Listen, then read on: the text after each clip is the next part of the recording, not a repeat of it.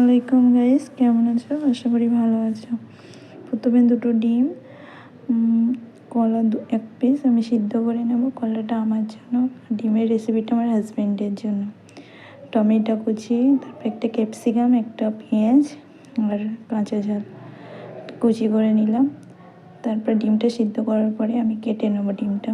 তারপরে কড়াই তেল বসিয়ে একটু গরম হয়ে গেলে হলুদ গুঁড়ো, লঙ্কা গুঁড়ো দিয়ে ডিমটা ভেজে নেব।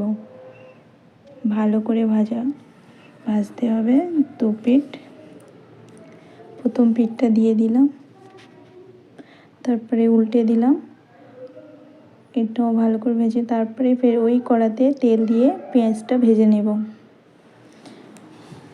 পেঁয়াজ ভাজার পরে আমি একটু আদা বাটা দিয়ে দিলাম 1 চামচ।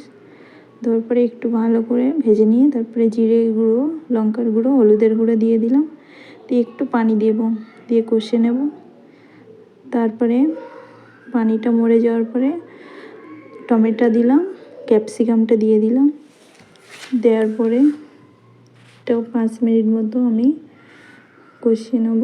নিয়ে টমেটোটা গলে যাওয়ার পরে তারপরে আমি পানি দেব। 5 মিনিট রেখে দিলাম। দেখতেই পাচ্ছ হয়ে গেছে। একটু নুন দিয়ে দিলাম। নুনটা সবার লাস্টে দিতে হবে গলে যাওয়ার পরে।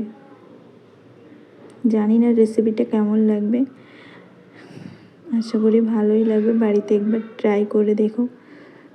তারপরে আমি পানি দিয়ে দেবো। খুব ইজি এটা, যে কেউ পারবে, আর খুবই টেস্টি লাগে খেতে। আমার হাজব্যান্ড তো খুবই পছন্দ করে। আমার জন্য না, হাজব্যান্ডের একার জন্য আমি কলা সিদ্ধ দিয়ে খেয়ে নেবো ভাত, ওরই জন্য বানাচ্ছি। তারপরে দিয়ে দিলাম ডিমগুলো। দেওয়ার পরে 5 মিনিট মতো ঢাকনা দিয়ে ঢেকে দেবো। তারপরে দেখতে পাবে খুবই সুন্দর রেসিপিটা, হালকা পাতলা। দেখতে পাচ্ছ রঙটা কি সুন্দর, সেন্টটা খুবই সুন্দর আসছিল। একবার বাড়িতে বানিয়ে দেখো। পরবর্তী ভিডিওতে দেখা হবে। আল্লাহ হাফেজ।